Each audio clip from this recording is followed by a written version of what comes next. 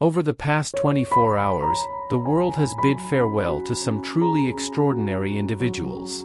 Today, we pause to remember their lives, honor their memories, and reflect on the legacies they leave behind. If their stories have touched your heart, we humbly ask you to show your support by liking this video, a small gesture of respect for lives that meant so much to so many. Thank you for being here. Today, we celebrate the extraordinary life and legacy of Loretta Swit, actress, animal rights advocate, and cultural icon, who touched millions through her talent, strength, and compassion. Born on November 4, 1937, in Passaic, New Jersey, Loretta grew up with dreams larger than life. From an early age, she was drawn to the stage, chasing the magic of performance with unwavering determination. Her journey was not easy. She faced rejection, typecasting, and the many hurdles that came with being a woman in a male-dominated industry. But through each challenge, she rose, resilient and fierce. Her breakthrough came in 1972, when she took on the role of Major Margaret "Hot Lips" Houlihan on the groundbreaking TV series MASH star. What began as a role defined by stereotypes transformed under Loretta's influence into a powerful portrayal of strength, vulnerability, and complexity. She turned Major Houlihan into a symbol of empowerment, earning 2 Emmy Awards and the respect of audiences around the world. Beyond acting, Loretta Swit was a passionate humanitarian. Her love for animals became a lifelong mission. She dedicated herself to animal rights, launching her own organization, Sweetheart Animal Alliance, to rescue and protect countless lives. Her advocacy was not just symbolic, it was hands-on, heartfelt, and driven by a deep sense of justice. Even as fame surrounded her, Loretta remained grounded in her values. She used her voice not for self-promotion, but to uplift causes she believed in, whether it was speaking up for voiceless animals, promoting environmental awareness, or supporting veterans and first responders. Her special days weren't red carpets, they were the quiet victories of lives saved and minds changed.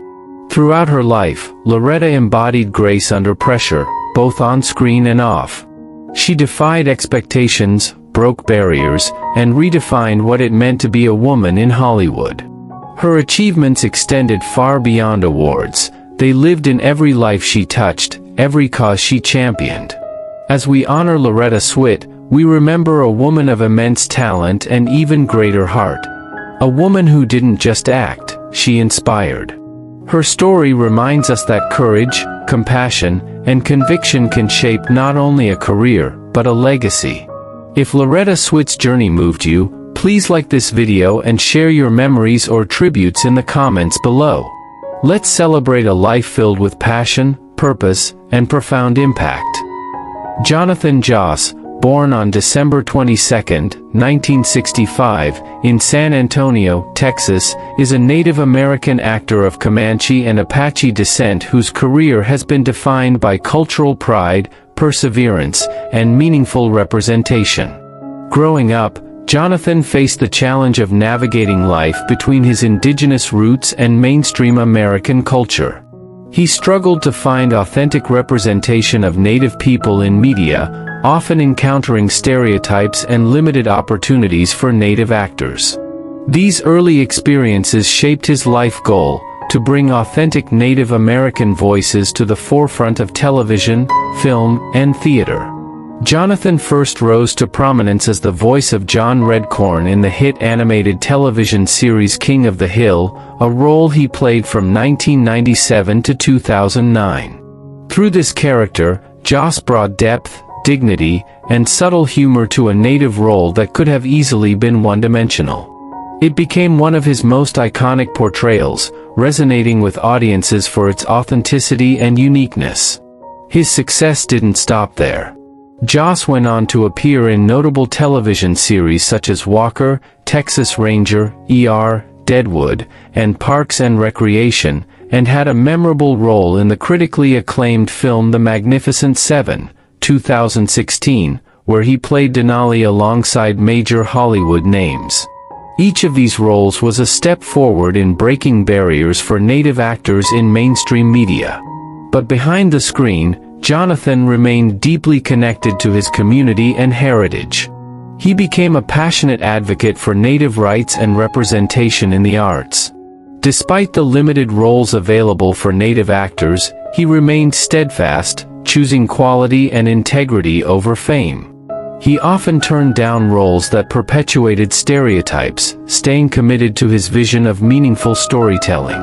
Jonathan Joss's career stands as a testament to perseverance in the face of marginalization. His achievements are not just in the roles he played, but in the way he helped reshape how Native Americans are seen in Hollywood. He proved that with courage, vision, and authenticity, it is possible to succeed while staying true to one's identity. Jonathan continues to be a symbol of pride for Native communities and an inspiration for young actors who seek to follow in his footsteps. His story is one of cultural advocacy, creative resilience, and the powerful impact of representation. Peter Edward Ostling, professionally known to the world as Peter Jason, was born on July 22, 1944, in Hollywood, California, a fitting birthplace for a man whose destiny lay in the heart of show business. Raised on the Balboa Peninsula in Newport Beach, Peter's early life was anything but theatrical. He spent his youth as a carefree surf bum, enjoying the California sun and waves, with no clear direction for his future. But it was at the age of 18, during a high school production of The Man Who Came to Dinner, that something changed. Cast as Sheridan Whiteside, Peter found his calling on the stage. In his own words, he described the experience as a moment that changed my life. That performance marked the first step in what would become a remarkable journey in acting. Eager to pursue his passion, Peter enrolled at Orange Coast College, where he dived deep into theater arts. He made a lasting impression with his portrayal of Harold Hill in The Music Man. This passion led him to one of the most prestigious acting schools in the country, the Carnegie Institute of Technology in Pittsburgh, where he refined his talent and broadened his understanding of the craft. Upon returning to California, he didn't just look for acting jobs, he created them. Peter co-founded the South Coast Repertory Theater, which is now regarded as one of the leading regional theaters in the U.S. His commitment to live performance and the community of actors was evident from the very beginning. Peter Jason's professional career spanned over 5 decades, marked by more than 260 credits in film, television, stage, and even video games. His early television appearances included roles in legendary series such as Gunsmoke, The Red Skelton Show, and Cimarron Strip. His film debut came in 1970 with a supporting role in Howard Hawks' Western Rio Lobo alongside John Wayne, an incredible start for any young actor. Though Peter never held leading man status, he carved out an extraordinary career as a character actor, those unforgettable performers who breathe life into supporting roles. These roles may not make the headlines, but they are the beating heart of storytelling. And Peter was one of the very best. Throughout his career, he became known for his long-standing collaborations with acclaimed directors John Carpenter and Walter Hill. His work in Carpenter's cult classics such as Prince of Darkness, They Live, Village of the Damned, and In the Mouth of Madness cemented his reputation among fans of science fiction and horror. Carpenter once called him one of the great character actors in cinema. His role in They Live, alongside Roddy Piper, became iconic in genre cinema, celebrated for its political subtext and enduring relevance.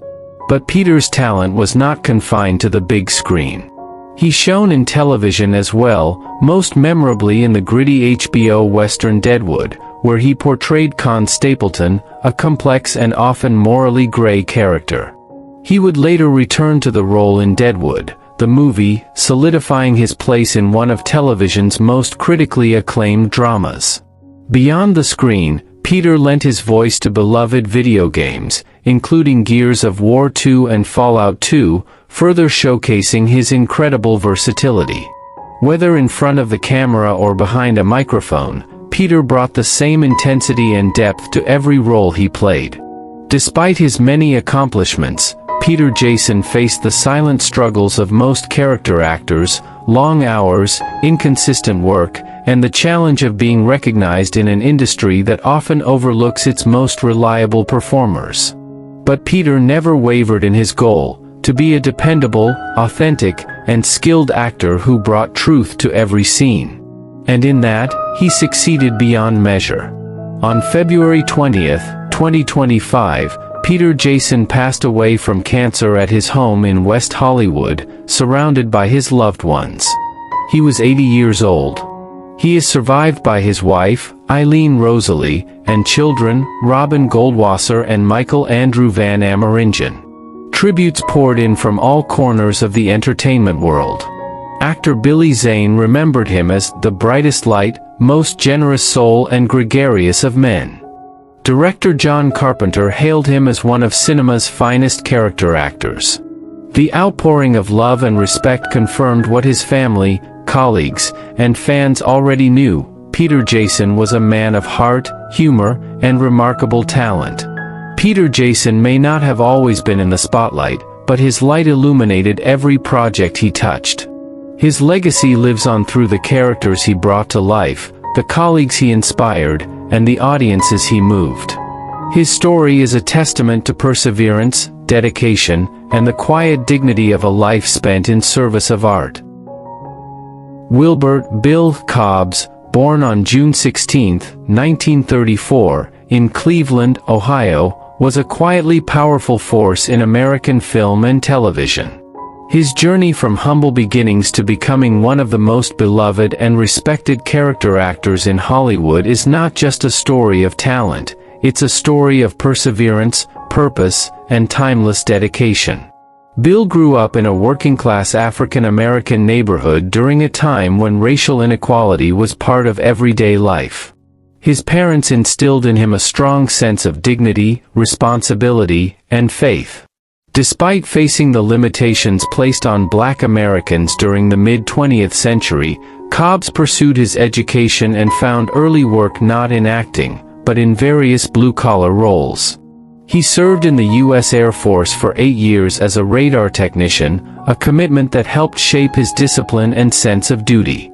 After his service, he worked jobs as a car salesman and office equipment repairman, all the while carrying a quiet dream inside: he wanted to act. Unlike many actors who start young, Bill didn't step into the world of acting until his mid-30s, a time when most would consider changing dreams too late. But for Bill, it was just the beginning. In 1969, he moved to New York City to pursue acting full-time. He began performing in small theater productions, learning the craft the hard way, through late nights, auditions, rejections, and low-paying gigs. But his commitment never wavered. He wasn't in it for fame, he was in it for the art, the purpose, and the stories. His breakthrough came gradually. In 1974, he made his film debut in The Taking of Pelham 123. From there, Bill Cobbs went on to appear in more than 200 film and television roles, working steadily for decades. He became the kind of actor whose face you instantly recognized, even if you didn't always remember his name. His warm voice, soulful eyes, and dignified presence allowed him to embody characters full of wisdom, depth, and quiet strength. He played key roles in iconic films like The Color of Money, That Thing You Do, Ghosts of Mississippi, Demolition Man, and Night at the Museum, where he portrayed Reginald, the security guard. On television, he made memorable appearances in The Sopranos, The West Wing, Star Trek, Enterprise, ER, and Walker, Texas Ranger, among many others.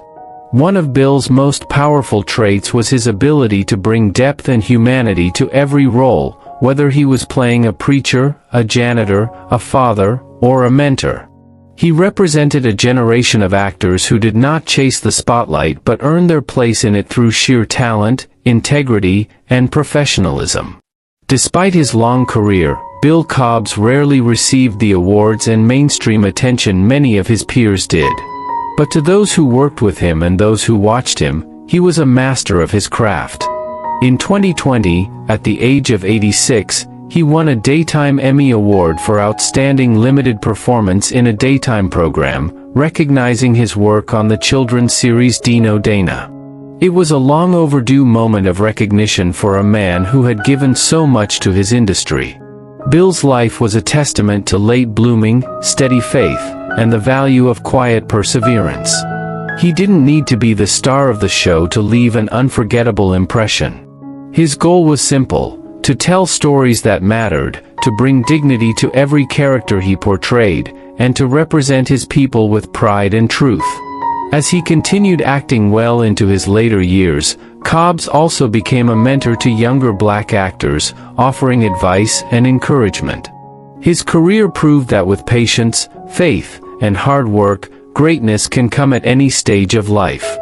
Bill Cobbs passed away on June 25, 2024, at the age of 90, leaving behind a legacy rich in wisdom, artistry, and grace.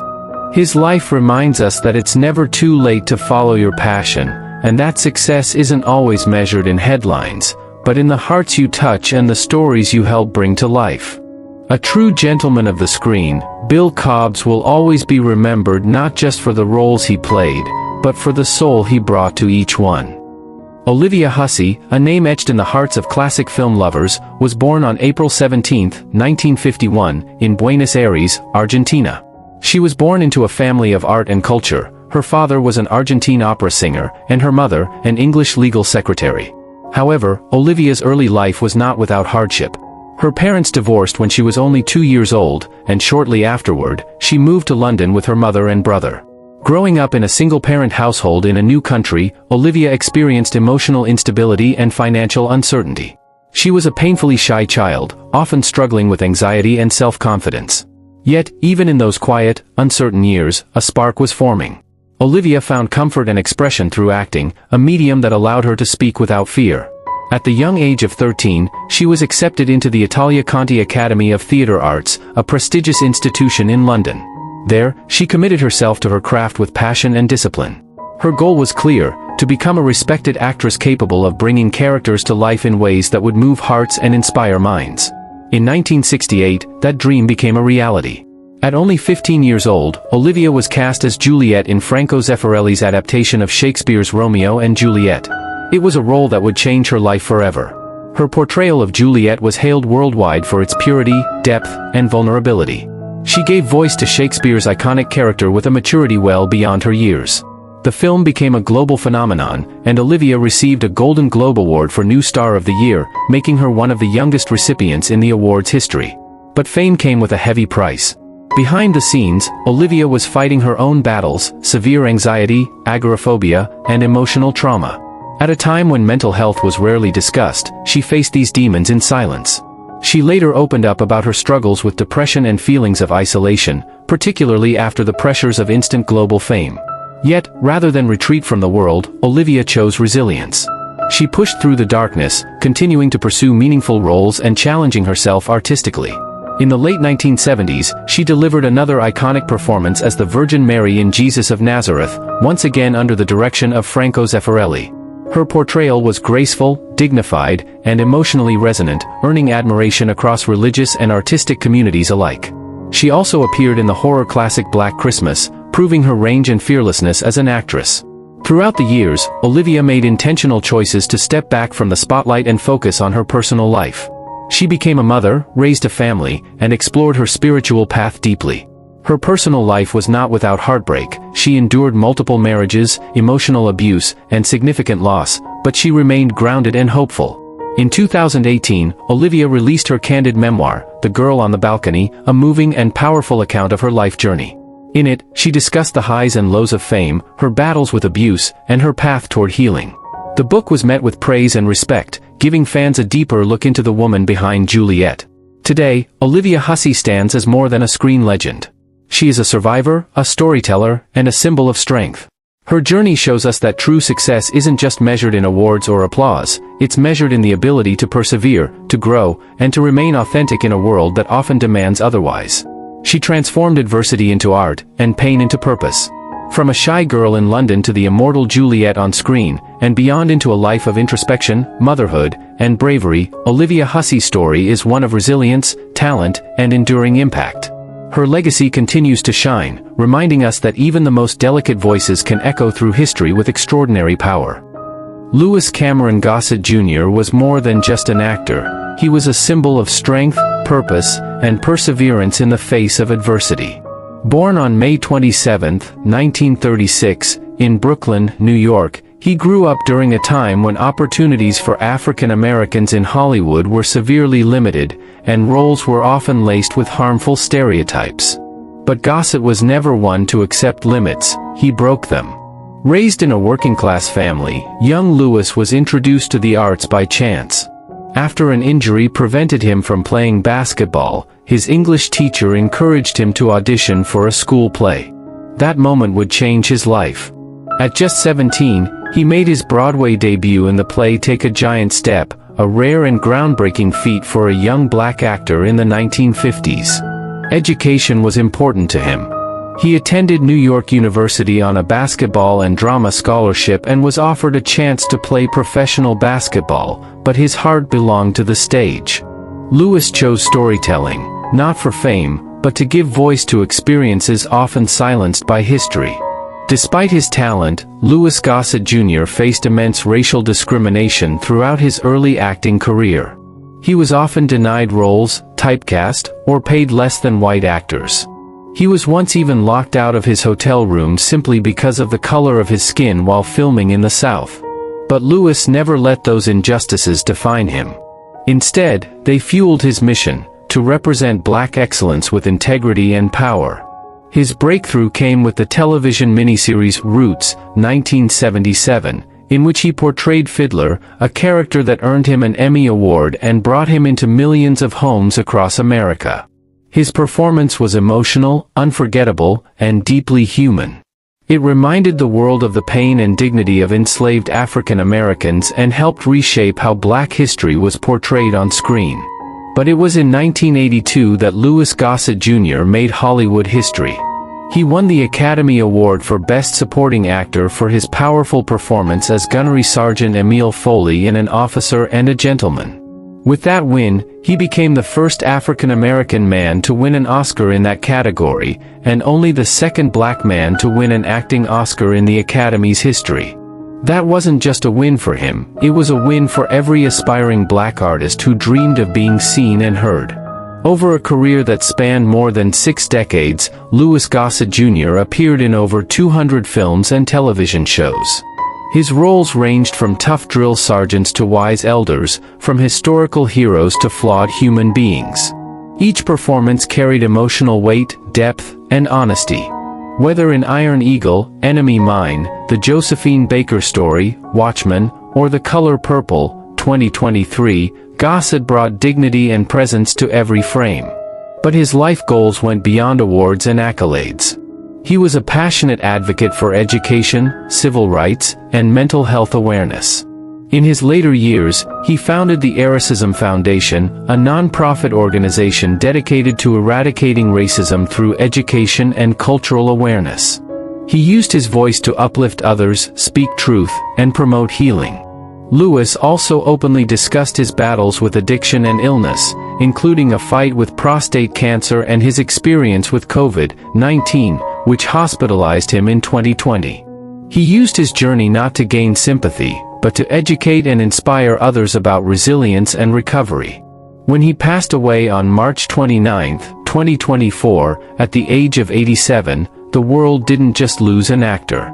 It lost a trailblazer, a teacher, and a man whose art and activism helped shape generations. He opened doors that were once closed and proved that black stories mattered, that excellence could thrive even in adversity, and that one man's integrity could change an entire industry. Lewis Gossett Jr.'s success story is not one of overnight fame, but of persistence, courage, and purpose. His life teaches us that greatness isn't about how high you rise, but about how many people you lift along the way. As we remember Lewis Gossett Jr., we honor not just a brilliant performer, but a man who made history, fought injustice, and never stopped believing in the power of storytelling to heal, connect, and transform. Lance Solomon Reddick was not just a gifted actor, he was a symbol of intelligence, strength, and quiet charisma in modern television and film. Born on December 31, 1962, in Baltimore, Maryland, Lance grew up in a working-class African-American family. From a young age, he showed an incredible sensitivity to music, words, and emotion. But his journey to success was not a straight line. It was paved with discipline, setbacks, and a deep commitment to mastering his craft. Lance faced numerous struggles in his early years. Despite being a bright student, he often found himself caught between creative passion and the practical reality of financial hardship. Initially, he pursued a career in music, studying classical composition at the prestigious Eastman School of Music at the University of Rochester. But life had other plans. The road was difficult. Lance supported himself by working various jobs while taking care of a young family, all while quietly nurturing his dream of becoming a great performer. In his early 30s, Lance made the bold decision to shift his focus to acting, enrolling at the Yale School of Drama, one of the most competitive institutions in the country. This was a turning point. It was here that he refined his incredible control over voice, posture, and presence, traits that would define his acting for decades to come. After years of small roles and auditions, his breakthrough came with the HBO series Oz, where he played undercover narcotics officer Johnny Basil. But it was his role as Cedric Daniels in The Wire that truly etched his name into television history. In that performance, Lance brought to life a character full of complexity, dignity, and inner conflict. As Lieutenant, then Major Daniels, he represented integrity in a corrupt system, a man trying to do right in a world that often rewards doing wrong. The success of The Wire transformed Lance Reddick from a working actor into a revered one. Yet, he remained humble and grounded. He went on to play iconic roles such as Philip Broyles in Fringe, Deputy Chief Irving in Bosch, and Sharon, the stoic concierge in the John Wick film franchise. Every time he appeared on screen, his tall frame, composed demeanor, and deep, resonant voice commanded attention. But behind that powerful presence was a man known for his kindness, warmth, and humility. Beyond acting, Lance was also a talented musician and released an album titled Contemplations and Remembrances, a beautiful blend of classical and jazz influences, reflecting his introspective side and lifelong love of music. He once said music and acting were not separate for him, they were both expressions of the soul. Lance Reddick's life goals were never just about fame. He wanted to tell meaningful stories, represent Black excellence without compromise, and uplift others along the way. He was a champion of complex, intelligent roles for African American men, roles that showed depth, leadership, and humanity. Despite his many achievements, Lance remained soft-spoken about his success. He let his work speak for itself. And his work was powerful. From gritty crime dramas to science fiction thrillers, he played every character with unwavering honesty.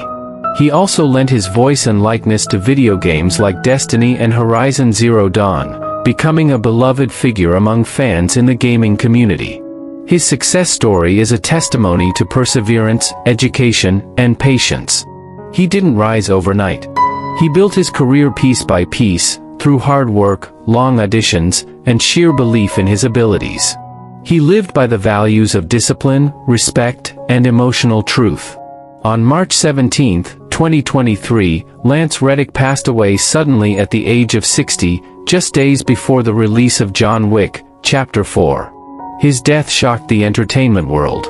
Tributes poured in not just from colleagues, but from fans around the world who admired his dignity, his intelligence, and his artistry.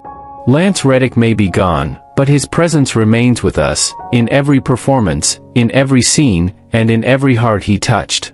He left behind a legacy of excellence, a body of work that will inspire future generations of actors, and a quiet reminder that success comes not just from talent, but from dedication, resilience, and grace. Roberta Flack is not just a name in music history, she is a force of artistry, emotion, and quiet brilliance. Born on February 10, 1937, in the small town of Black Mountain, North Carolina, and raised in Arlington, Virginia, Roberta's journey began in modest surroundings. Her father was a church organist and her mother a skilled pianist, which meant that music was always in the air, but dreams of success were not easily within reach. Growing up as an African-American girl during the segregation era, Roberta faced tremendous racial and societal barriers.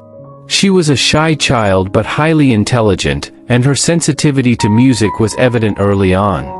She began playing classical piano by the age of 9 and was so gifted that she earned a full music scholarship to Howard University at just 15, becoming one of the youngest students to ever enroll there.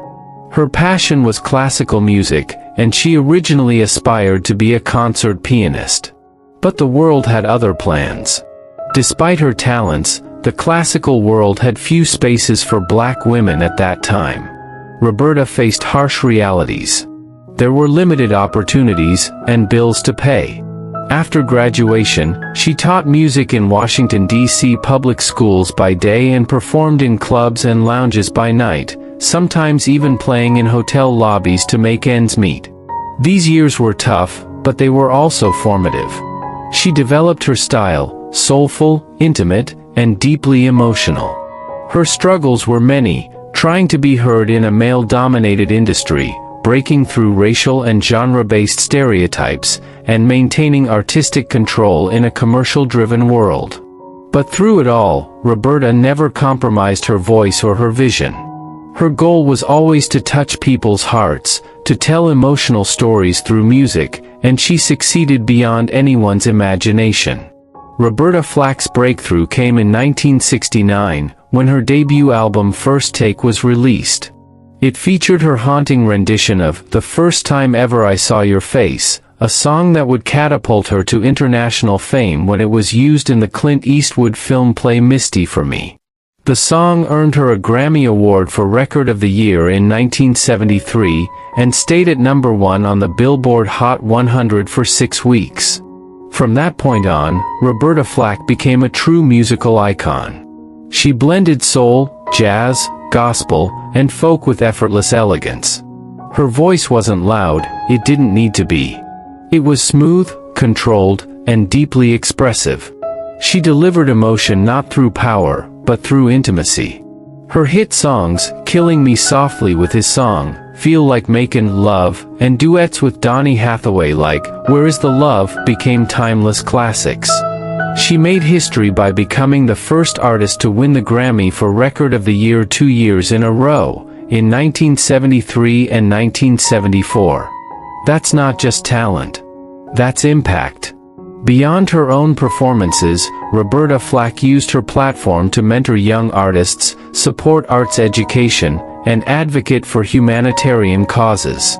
Her work with the Roberta Flack Foundation focuses on bringing music to underserved communities, ensuring that future generations, regardless of background, have the same chance to express themselves through art.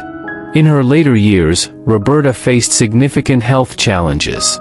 In 2016, she suffered a stroke that affected her ability to perform. And in 2022, it was announced that she had been diagnosed with ALS, also known as Lou Gehrig's disease, making it difficult for her to sing. But even when her voice fell silent, her music continued to speak volumes. Roberta Flack's success story is one of quiet strength, unwavering determination, and transcendent artistry. She turned pain into poetry, obstacles into opportunity, and melodies into memories that have lasted decades. She once said, "I do not want a hit record just for the sake of a hit. I want my songs to touch lives." And they have, millions of them. Today, Roberta Flack stands as a legend, a Grammy-winning artist, a trailblazer, a humanitarian, and a beacon of grace. Her legacy is not just in the notes she sang, but in the emotions she stirred, the boundaries she broke, and the lives she changed. George Robert Went III was born on October 17, 1948, in Chicago, Illinois, a city known for its deep connection to comedy, culture, and character. Raised in a large Irish Catholic family as one of 9 children, George grew up in a traditional working-class household. His father was a Navy officer and a realtor, and George quickly learned the values of perseverance, humor, and humility. But his road to success wasn't easy or straight. Went struggled academically early in life. After enrolling at the University of Notre Dame, he was expelled due to poor grades. It was a tough moment for young George, a major setback that could have defined his story. But it didn't. Instead, it became a turning point. He picked himself up, transferred to Rockhurst College in Kansas City, and completed a degree in economics, not because he planned to go into finance, but because he wanted to finish what he started. That decision to keep going, even after failure, says a lot about the man he would become. George's love for performance and laughter drew him to the Second City in Chicago, the legendary improv comedy theater that launched many great careers. He started in the box office, sweeping floors and watching the masters on stage. But he didn't stay off the stage for long. Eventually, he auditioned, trained, and joined the cast. This was the start of something special, his entry into the world of comedy. His biggest breakthrough came in 1982, when he landed the role that would change his life forever, Norm Peterson, the lovable barfly on the iconic sitcom, Cheers. With his perfect comic timing, warm presence, and unforgettable entrance, always greeted by a chorus of "Norm," George Wendt became a household name. His performance was so beloved that it earned him 6 consecutive Emmy nominations for Outstanding Supporting Actor in a Comedy Series. Cheers ran for 11 seasons and remains one of the most celebrated sitcoms in television history. Wendt's portrayal of Norm wasn't just funny, it was comforting, familiar, and real. He gave life to a character who represented everyday people, finding humor and warmth in the ordinary. It was comedy with heart, and George was at its center. But his career didn't stop with Cheers. George Wendt went on to appear in a wide variety of roles in television, film, and stage. From guest spots on Seinfeld, Frasier, and The Simpsons, to film appearances in Fletch, Gung Ho, and even music videos, he proved time and again that he had range and versatility. He also starred in the short-lived sitcom The George Wendt Show, and later took his talents to Broadway, performing in productions like Art and Hairspray. Despite his fame, George Wendt remained grounded and genuine. Off-screen, he's known for being a humble, thoughtful man, one who never let stardom change his approach to life or his deep roots in family and Chicago pride. He has been married to Bernadette Burkett, who interestingly voiced Norm's never-seen wife Vera on Cheers, and together, they raised 3 children. His struggles included the ups and downs of a career in entertainment, facing typecasting, and navigating the competitive world of Hollywood. Yet, he stayed true to himself, choosing roles that resonated with his values rather than chasing every spotlight. His goal wasn't to be the biggest star, but to be an authentic, lasting presence in the world of performance. And that's exactly what he became. George Wendt's success story is about more than just television fame. It's about resilience, from academic failure to comedic triumph. It's about staying real in a world that often demands pretense. And it's about creating moments of joy for millions of people around the world. Today, George Wendt is not just Norm from Cheers. He's a symbol of everyman humor, a reminder of the power of persistence, and a beloved figure in the history of American comedy.